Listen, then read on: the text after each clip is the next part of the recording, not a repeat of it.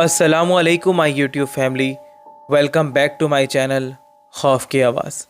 अगर आप मेरे चैनल पर नए हैं तो मेरे चैनल को सब्सक्राइब कर दें और साथ ही साथ नोटिफिकेशन बेल के बटन को भी दबा दें ताकि आने वाली हर नई खौफनाक कहानी की वीडियो आप लोगों तक पहुंच सके। उम्मीद करता हूं कि आप सब खैर से होंगे और अपने अपने घरों में खुश आबाद होंगे। अल्लाह पाक हम सबको शैतानी मखलूक़ात के शर से महफूज रखें, आमीन सुम आमीन। तो चलिए बढ़ते हैं आज की इस वीडियो में पेश होने वाली पुरअसरार और दिमाग में 100 तरह की उलझनें पैदा कर देने वाली कहानी की तरफ। मैं आज भी उस वक्त के बारे में सोचता हूँ तो अजीब सा लर्ज़ा और खौफ मेरे पूरे वजूद पर हावी हो जाता है और मेरा दिमाग चकरा जाता है। बात 16 साल पहले की है। मैं एबटाबाद में रहता था। माँ बाप के इंतकाल के बाद मैं अपने घर में बिल्कुल तन्हा रह गया था। एक बहन थी जिसकी शादी कराची में हुई थी। एक रात मैं अपने घर में मौजूद था कि मूसलाधार बारिश शुरू हो गई। मौसम बहुत प्यारा था। मैंने सोचा कि इस मौसम को घर पर बैठकर गुजारना ठीक नहीं है, बाहर निकलना चाहिए। मैंने अपनी गाड़ी स्टार्ट की और एक अनजान रास्ते की तरफ निकल गया। बाहर का मौसम और मूसलाधार बारिश माहौल को और खुशगवार बना रही थी। मैं अपनी कार में मुसलसल आगे बढ़ रहा था। मैं किस तरफ बढ़ रहा था मैं खुद भी नहीं जानता था। काफ़ी आगे जाने के बाद मैंने देखा कि मैं एक ऐसे रास्ते पर गामजन हूँ जहाँ पर ऊंची ऊंची झाड़ियाँ, टीले मौजूद हैं। आगे पीछे चट्टानें भी मौजूद थीं। दूर दूर कुछ घर मौजूद थे मगर बारिश की वजह से वो धुंधलाए धुंधलाए दिखाई देते थे। अब मैं मज़ीद काफ़ी आगे आ चुका था। मैं आज से पहले इतना दूर कभी भी नहीं आया था। अंधेरा काफ़ी था और बारिश की वजह से मेरी कार की हेडलाइट्स भी ऑफ हो गई थीं। तभी मुझे रास्ते में मौजूद बड़ा सा पत्थर दिखाई नहीं दिया था। रास्ते के दोनों तरफ गहरी गहरी खाइयाँ मौजूद थीं। तभी अब मुझे डर भी महसूस हो रहा था। उसी वक्त मेरी गाड़ी रास्ते में पड़े बड़े से पत्थर से टकराई और मेरी गाड़ी कलाबाजियाँ खाते हुए एक टीले से टकरा गई। शुक्र खुदा का कि मैं खाई में नहीं गिरा। मुझे बहुत ज़्यादा चोटें आई थीं और मैं बेहोश होने वाला था कि मैंने देखा कि रास्ते की ऊपरी साइड से एक बूढ़ा शख्स मेरी तरफ आ रहा है और उसने आकर मुझे देखा और फिर मेरा खून अपनी ज़बान पर लगाने लगा। मुझे समझ नहीं आ रही थी कि ये ख्वाब है या हकीकत। उसके बाद मुझे कोई होश नहीं रहा। जब आँख खुली तो मैं एक कमरे में मौजूद था। एक छोटी सी झोंपड़ी थी, उसमें छोटा सा कमरा था जहाँ मैं मौजूद था। मैंने जैसे ही अपने इर्द गिर्द देखा घबरा गया कि ये मैं कहाँ हूँ। मेरा पूरा वजूद दर्द कर रहा था। इतने में ही कमरे में एक बूढ़ा शख्स और उसके साथ उसकी बीवी दाखिल हुए। मैंने जैसे ही उस बूढ़े शख्स को देखा मुझे याद आ गया कि ये तो वही शख्स है जो मेरे खून को अपनी ज़बान पर लगा रहा था। मगर वो ख्वाब था या हकीकत, मैं कंफ्यूज था। वो दोनों मियाँ बीवी आए और कहने लगे कि अब तुम्हारी तबीयत कैसी है बेटा, तुम्हें काफ़ी चोटें आई हैं। मैंने तुम्हें देखा तो अपने घर ले आया। मैंने उनका शुक्रिया अदा किया और कहा कि आपका बहुत शुक्रिया कि आप मुझे अपने घर ले आए। वो बोले कि ये लोग गरम गरम खाना खाओ। मैंने उनसे कहा कि प्लीज़ आप लोग कोई तकल्लुफ़ मत करें, मैंने जो आप लोग खाएंगे मैं वहीं खा लूँगा। तो वह शख्स बोला, नहीं नहीं बेटा, तुम्हें काफ़ी चोटें आई हैं, तुम्हारे लिए खाना बहुत ज़रूरी है, तुम्हारा खून भी काफ़ी बह गया है। फिर वो दोनों मियाँ बीवी कमरे से खाना लेने के लिए चले गए। कुछ देर बाद खाना लेकर कमरे में आ गए। उनके हाथ में काफ़ी सारा गोश्त मौजूद था। मैंने उनसे कहा कि इतना गोश्त आप लोगों को इस वक्त कहाँ से मिल गया? तो वो बूढ़ा बिल्कुल खामोश हो गया। मगर उसकी बीवी बोली कि ये हिरन का गोश्त है। वो हिरन ज़ख्मी था, तभी हमने उसका सारा गोश्त बना लिया है। क्या तुमने कभी खाया है? मैंने कहा कि जी नहीं, मैंने कभी भी हिरन का गोश्त नहीं खाया है। तो वो औरत बोली, फिर ठीक है, तुम्हें बहुत लजीज लगेगा। मैंने जब खाना खाना शुरू किया तो मुझे गोश्त का जायका बहुत अजीब सा मालूम हुआ। मगर जब मेरी नज़र उन दोनों बूढ़ा बूढ़ी पर पड़ी तो मैं हैरान रह गया। वो दोनों तो गोश्त ऐसे खा रहे थे जैसे वो सालों के भूखे हों। उनको इस तरह से गोश्त खाता हुआ देखकर बहुत अजीब सा महसूस कर रहा था मैं। खैर, खाने के बाद वो दोनों मियाँ बीवी बोले कि तुम आराम करो, तुम बहुत जल्दी ठीक हो जाओगे, हम आते हैं। और फिर वो दोनों कमरे से निकल गए। मैं भी लेट गया। कुछ देर बाद मुझे बाहर से बहुत तेज़ चीखने की आवाज़ आई। मैं बहुत ज़्यादा घबरा गया था। मैंने उन दोनों मियाँ बीवी को आवाज़ दी मगर कोई जवाब नहीं मिला। मेरी हिम्मत भी नहीं थी कि उठकर देख सकता। तभी मैं अपने बिस्तर पर ही लेटा रहा। वो दोनों मियाँ बीवी पूरी रात घर नहीं आए थे। खैर, इन्हीं सोचों में मुझे कब नींद आ गई मुझे पता नहीं चला। जब आँख खुली तो सुबह का वक्त था। वो दोनों मियाँ बीवी मेरे पास आए और उनके हाथों में फलों की टोकरी थी। मुझे बोले कि बेटा ये लो, ये खाओ, तुम्हें कुछ और खाना है तो बता दो, हम तो यही खाते हैं।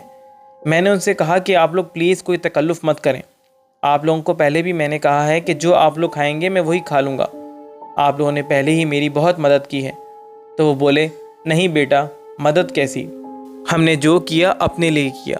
मैं उनकी ये बात सुनकर उनकी तरफ देखने लग गया। उसके बाद मैंने नोट किया कि उस बूढ़े शख्स की बीवी के सर पर चोट का निशान था। मैंने उनसे कहा कि आप लोग पूरी रात कहाँ थे? मैंने आप लोगों को इतनी आवाज़ें दी मगर आप लोगों ने कोई जवाब नहीं दिया। तो वो बूढ़ा शख्स बोला कि यहाँ से ऊपर कुछ फासले पर हम दोनों मियाँ बीवी रखवाली करते हैं पूरी रात, तभी मैं तुम्हारी आवाज़ नहीं सुन सका और तुम्हें हम नज़र भी नहीं आए। मैंने कहा कि कल रात मैंने किसी की बहुत ज़्यादा दर्दनाक चीख भी सुनी थी। तो वो दोनों बोले, नहीं नहीं, वहम है तुम्हारा, कोई चीख नहीं आई थी। अब मुझे यहाँ दूसरा दिन था। वो झोंपड़ी पहाड़ी के काफ़ी ऊपर बनी हुई थी और वहाँ आना जाना भी आसान नहीं था। मुझे हैरानी ये थी कि दोनों कैसे ऐसी जगह पर रह लेते हैं, मगर मुझे अब वो दोनों बूढ़ा बूढ़ी पुरस्कार लगने लग गए थे, क्योंकि वो दोनों पूरी रात के जागने के बावजूद भी पूरा दिन नहीं सोए थे।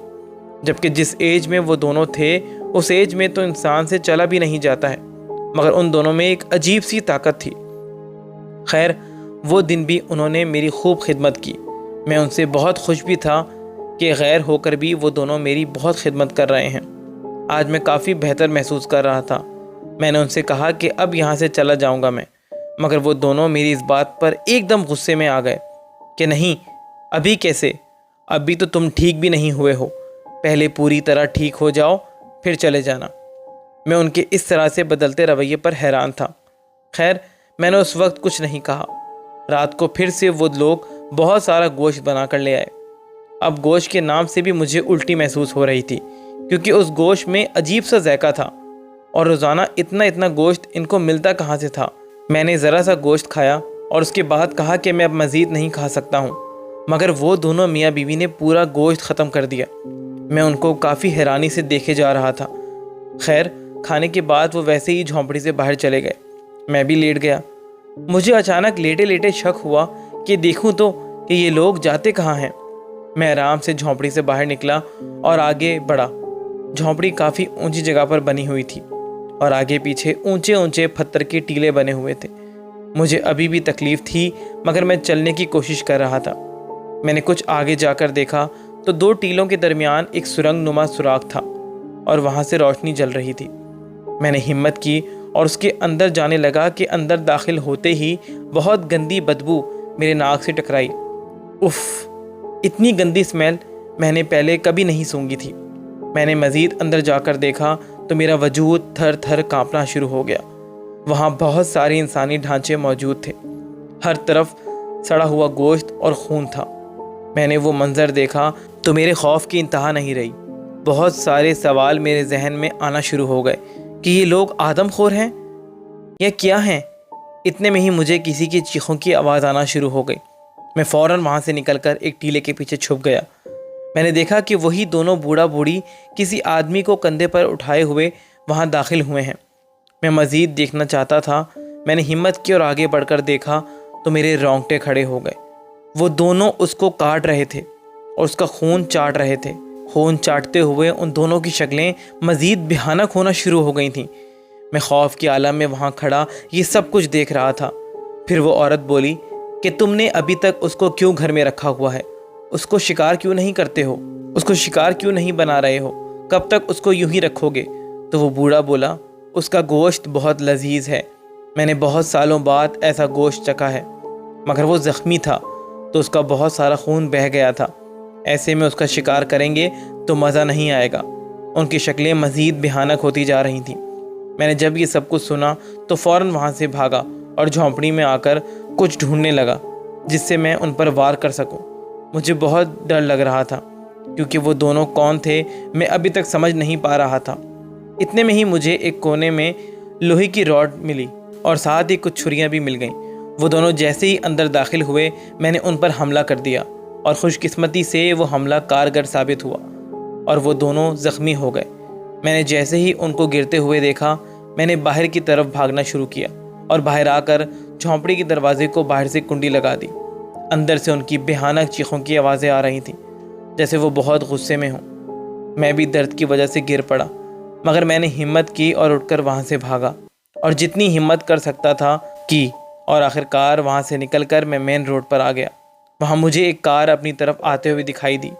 میں نے ان کو اشارہ کیا کہ رکو، تو وہ لوگ رک گئے۔ اس میں 4 افراد سوار تھے۔ مجھے دیکھ کر بولے کہ بھائی کیا ہوا ہے؟ میں نے سب کچھ ان کو بتایا تو وہ سب اتر کر میرے ساتھ اس جگہ پر آئے، مگر میری حالت تب خراب ہوئی جب جھونپڑی کا دروازہ تو بند تھا مگر اندر کوئی بھی موجود نہیں تھا۔ میں ان کو لے کر سرنگ میں بھی گیا جہاں ابھی بھی بہت سارے ڈھانچے موجود تھے، مگر وہ دونوں کہاں گئے تھے کسی کو پتہ نہیں چلا۔ پھر ہم وہاں سے نکل گئے۔ پھر شاید ان لڑکوں میں سے کسی نے پولیس کو بھی اطلاع کی تھی، مگر ان کو بھی وہ دونوں کہیں نہیں ملے۔ پتہ نہیں وہ دونوں کون تھے، آدم خور، جنات یا پھر کچھ اور۔ میں آج بھی وہ وقت یاد کرتا ہوں تو کانپ جاتا ہوں۔